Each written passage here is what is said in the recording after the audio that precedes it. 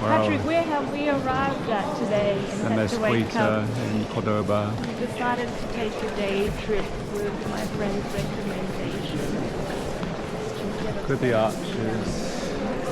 We are at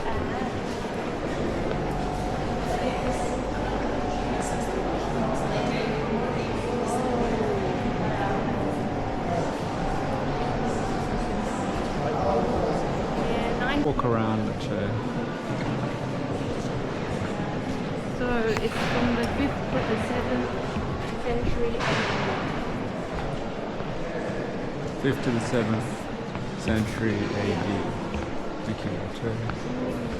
But yeah, it used to be a Moorish/Islamic place, and then it got taken over by the Christians, who then built their temple.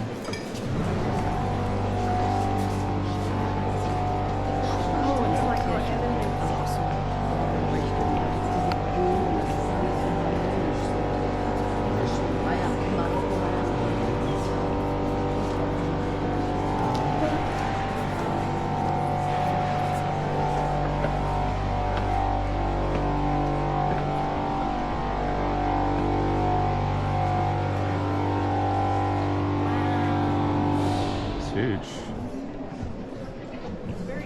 It's like bigger than St. Paul's. It's a crazy cathedral.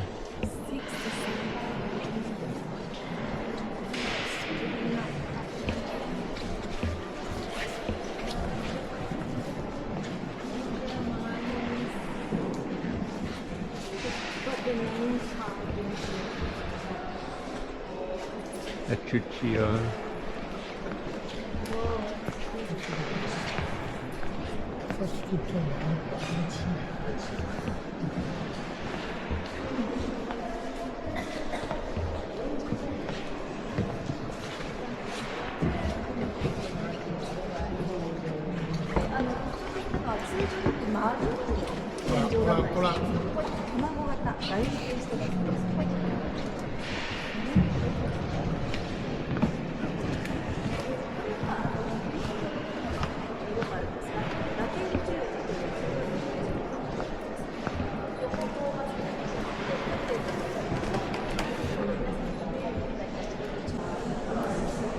They're different, like, valuable materials.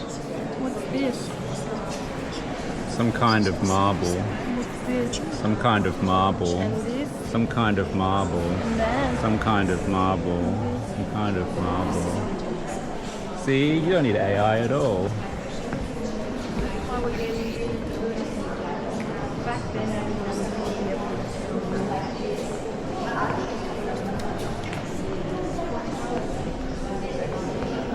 Cuneiforms.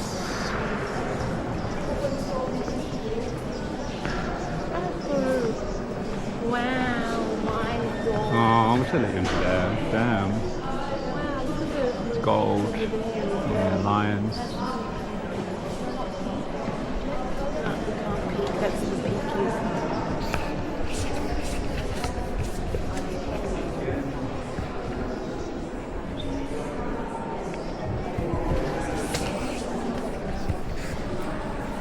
My stick comes in useful. Yeah. It's not sacrilegious. Look at the marble.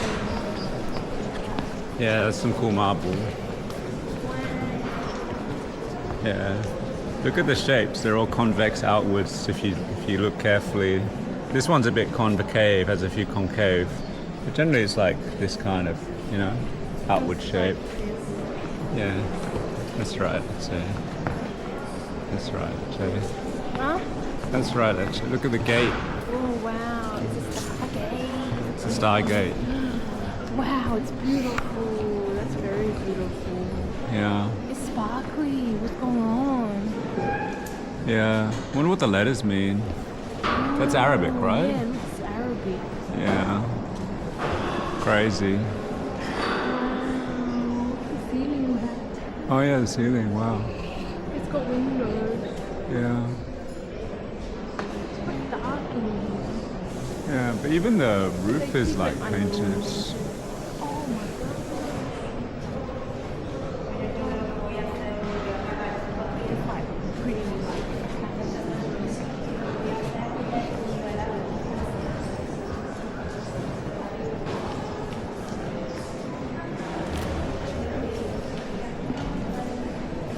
Who are these people? Shay, Antonio, Domingo, Glasgow, Bernardo. Look, she's got a dove on her shoulder, which is just like in our backyard when they go to sit on your lap, on your shoulder. She's wearing it. Yes.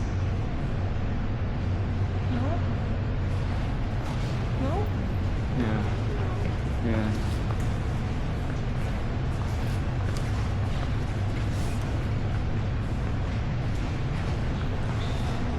Some pretty decorative marble work, eh? It was the other corner. I'm gonna go back and look at the other corner.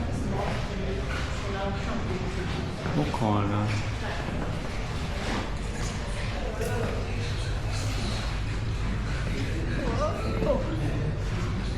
It's like 1620. 1620.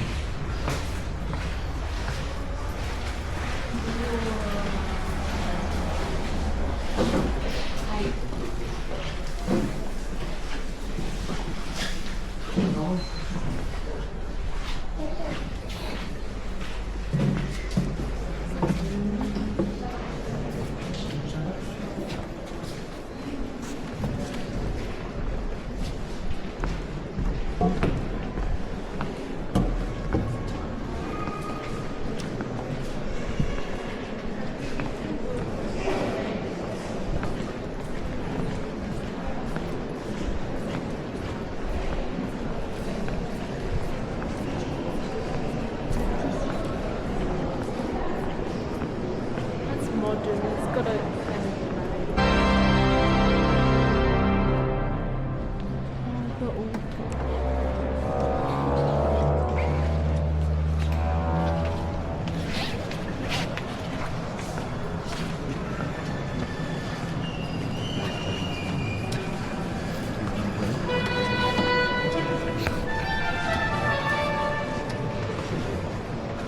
This is the PDF of Catedral de Córdoba. The Mosque Cathedral of Córdoba is one of the most exceptional monuments in the world, a testimony to the ancient alliance of art. It's Islamic architecture with Hellenistic, Roman, and Byzantine touches. What is that? Comes together with Christian architecture to create one of the most beautiful examples of its kind. Inside, among an impressive array of columns, arches and domes, we come across splendid works of art which bear witness to the passage of the centuries. Those who admire the beauty of what was the great Umayyad Mosque of the West made sure that they looked after it. Today, the Mosque Cathedral of Córdoba shows the world the greatness of its history, which began with a Visigoth basilica, flowed into a caliphate splendor, and culminated with Gothic Renaissance and Baroque art. You are not looking at precious relics of the past, nor are you at just another museum. You are entering a sacred place that is open to the entire world. The whole monument site of the old mosque was first consecrated as the Cathedral of Santa Maria in the year, guess Patrick, 1300? 1146. And definitively in 1236. Since then, and without missing a single day, the chapter has held the Holy Mass for trillions in this beautiful and magnificent temple. But the Moors built it in the 700s, right? 400 to 600s. Yes. So, ABB al-Rahman. So technically it's 1,600 years old. So it's 786 to 788. In response to its growing population, its floor plan includes 11 naves standing perpendicular to the Qibla wall, with the central one being higher and wider than the other ones. And then there was an enlargement. Lots of enlargement. Okay, anyway. I'm going to revisit that because obviously I didn't see it. Okay, that's it. Okay, you can read the last red paragraph and then move on to the rest. To better understand this, you must breathe in the air of spirituality evoked by its divine light, listen to the story of its artwork, read the reliefs of its choir stalls, and admire the elegance of its two-colored arches. On discovering the unique beauty of the Mosque Cathedral of Córdoba that has being transformed by men from different cultures and religions throughout history as a result be etched into your heart. And this temple is not enclosed within its walls, but instead invites you to contemplate the mystery of that which is holy. So tell me about when it was built, you guys. Abdul Rahman I built the original mosque in 786 to 788 in response to the growing population. Oh, you said this already. No, because you asked me, so I zoomed it. No, but I didn't read the rest of it. This floor plan includes 11 naves standing perpendicular to the Qibla wall, with the central one being higher and wider than their side ones. Unlike other Muslim oratories, the Qibla wall is not pointed towards Mecca, but instead faces south. The period of prosperity experienced under the government of Abdul Rahman II led to the first enlargement in 833 to 848. The prayer hall was extended with the addition of 8 south-facing naves. Much later, in 951, the Caliph Abdul Rahman III began construction of a new minaret. This reached the height of 40 meters and inspired the minarets in the mosques in Seville and Marrakesh. The Umayyad Caliphate saw the continuation of a period of political, social and cultural splendor which led to the city replacing Damascus in terms of importance. Al-Hakam II carried out the second enlargement in 962 to 966, the most creative of all 12. New south-facing sections were added to the building, acquired an elongated floor plan which tends to emphasize the mihrab and mascara special focuses of attention.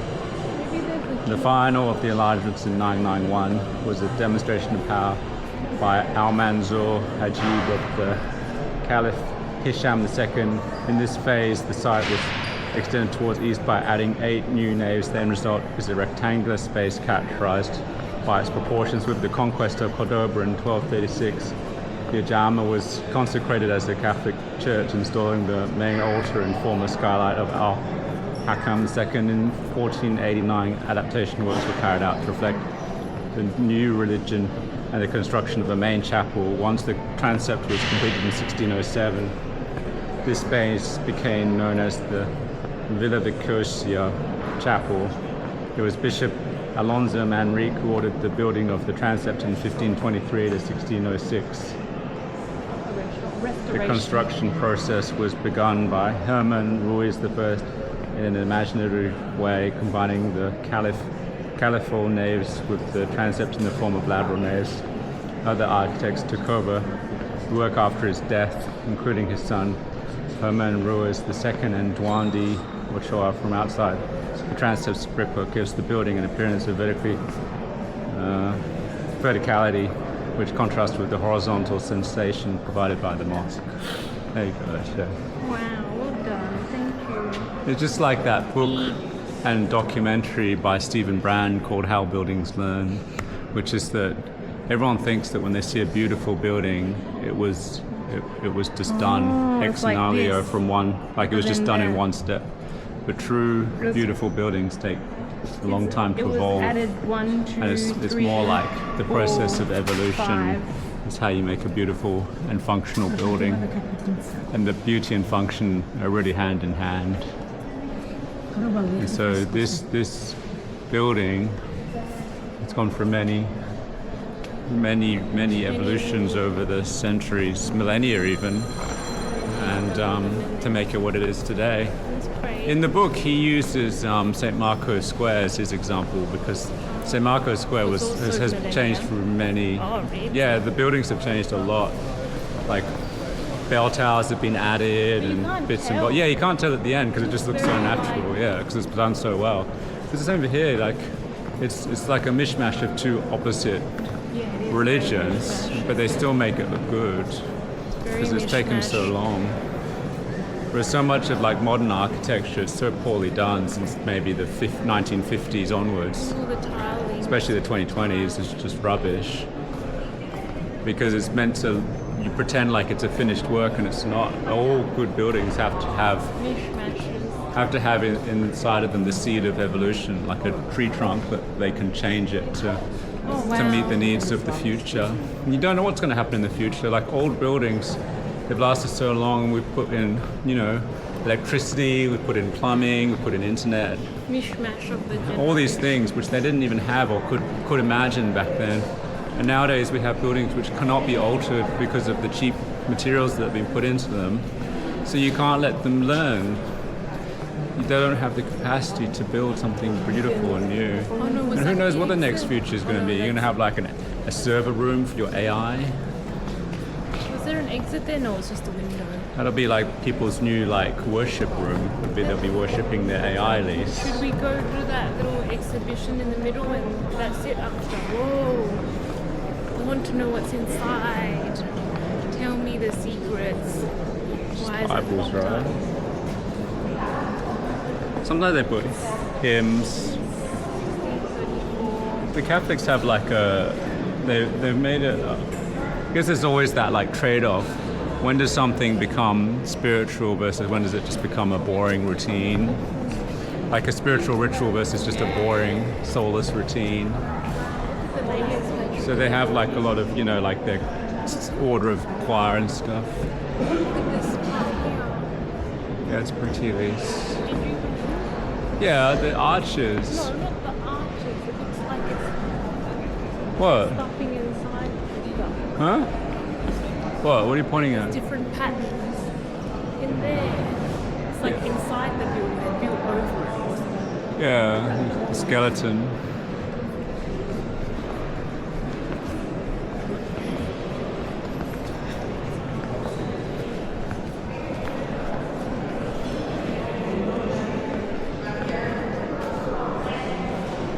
Ooh, the Shroud of Turin, Lise. What is Shroud of Turin?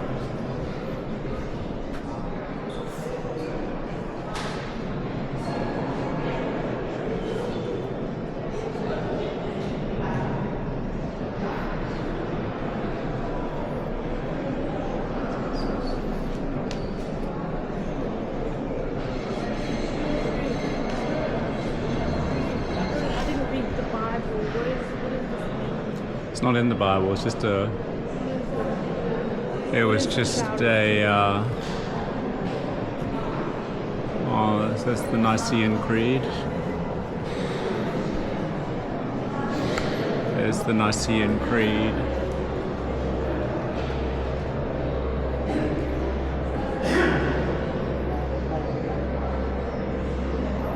They even put the important bit in big letters, third day.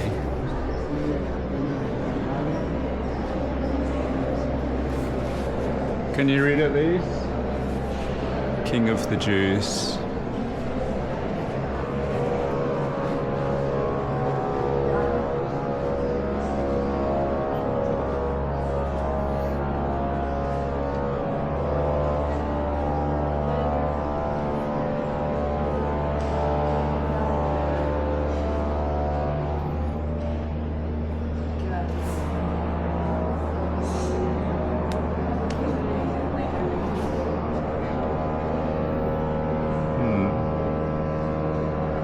That's what they would have whipped him with.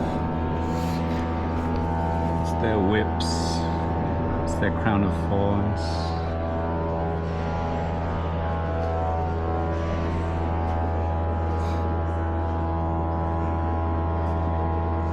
So was the Bible actually written in this language, or what was it actually written in? It wasn't written in any language originally. It was Who recounts it? The first recount. someone has. It's all oral tradition, and then was written down much later. Arabic here.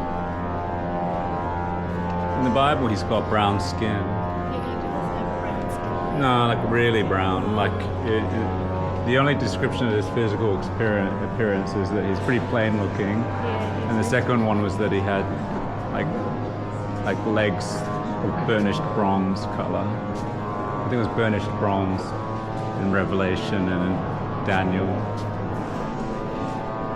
why do they have to dissect him like This is just like folklore. This is just what they just say, that they've got access to like a thing, and it was his death was like what wrapped in him. ouch? But who knows, man?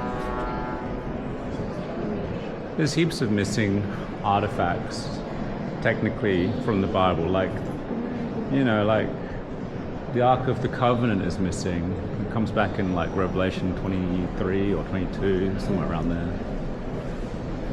Justification. The Lance of Longinus is lost. Methods. Wow, how do you store that information?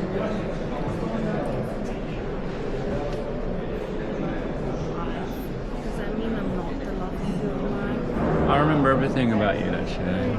Don't remember. Alright. Like, that's so weird that skills are not translatable. Do you know how they have this red here? They put him in a red robe. It's a mistranslation because in the Bible, the royal color is scarlet. Because in the ancient world, it was hard to make that pigment because, you know, we take it for granted we make any color. They could not make any color. They couldn't make the color. Blue was very rare. And so basically to make blue, you had to crush, you had to get the guts of snails. You had to gut the snails, get their guts, like sea snails, not even like land snails. And then from that you could get like this hue of like purpley blue. So it's a very rare color for pigments.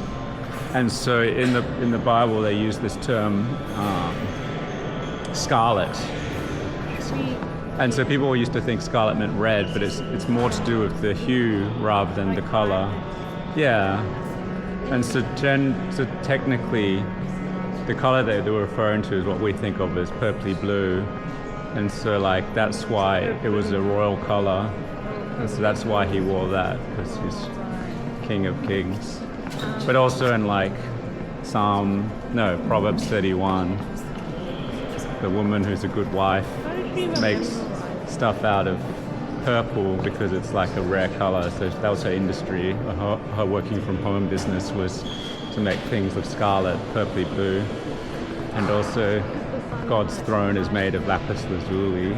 The color of lapis. They don't say it's made of lapis lazuli. They say it's the color of lapis lazuli wrapped in a cloud, which is the color of a rainbow. But it's that color is like royalty. So we think of royalty in terms of gold and red, but in the Bible it's actually purpley blue. Wow, this seems to be such a recurring theme with all these like squares and then this flower in the middle. What does that actually symbolize and mean? I don't know.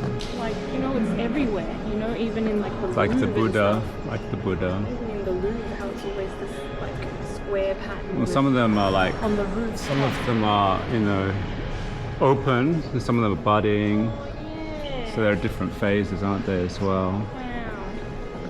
It's Baroque. Baroque bolts in the skyline.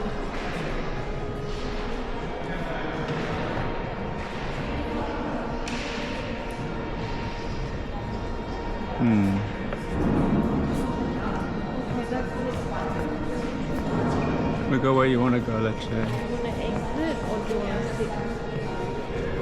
Have we done the whole thing? It's the theme of our trip, let's say. Tell them about the animal, the living creatures. There's the ox, there's the eagle, there's the human over there. Let's see if there's a lion. Let's see if they know their Bible. Ugh.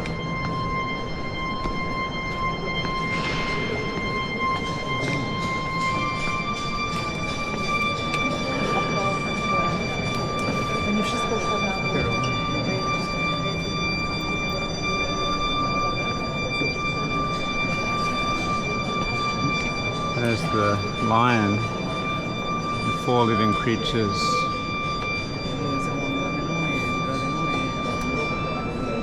They're like the cherubim who sit under God.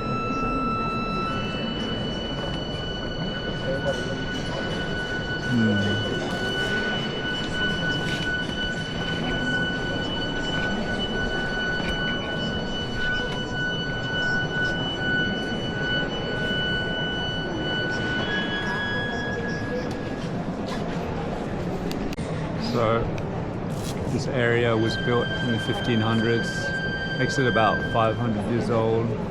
So it's much older than Australia, or America for that matter. That's crazy. It's still standing. Looks beautiful. The Christian period started in the 1200s. Yeah, but the building of this area was the 1500s, yeah? Yeah, maybe. Yeah.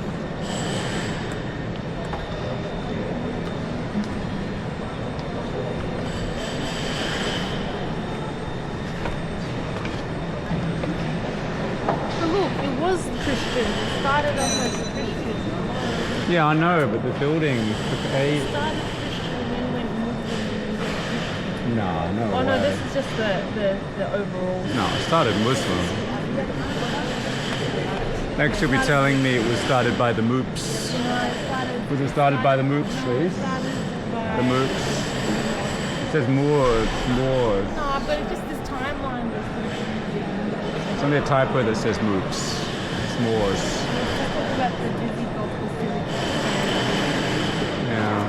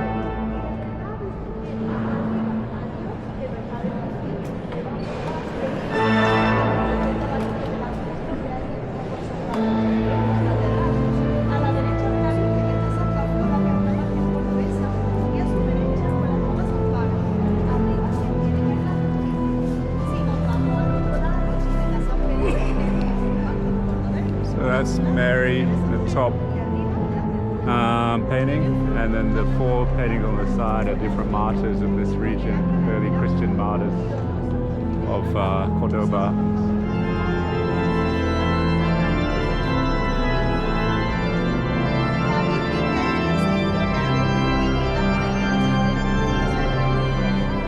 And the golden statues of women represent different virtues.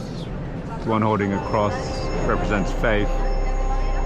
The one holding the anchor represents hope. And the one holding the scales represents justice. I don't know what that one represents. And then the guys in the thing are the patron saints. So one of them is meant to be, I think, Peter, and one's John. And you've got the four living creatures of Ezekiel chapter 1 and Revelation chapter 4, who they do a lot for God. They're always around God, saying holy, holy, holy. But they also like serve as the carriage for God. And they're the ones who sit on top of the wheels within wheels, and their spirits within the wheels, and who knows what that means.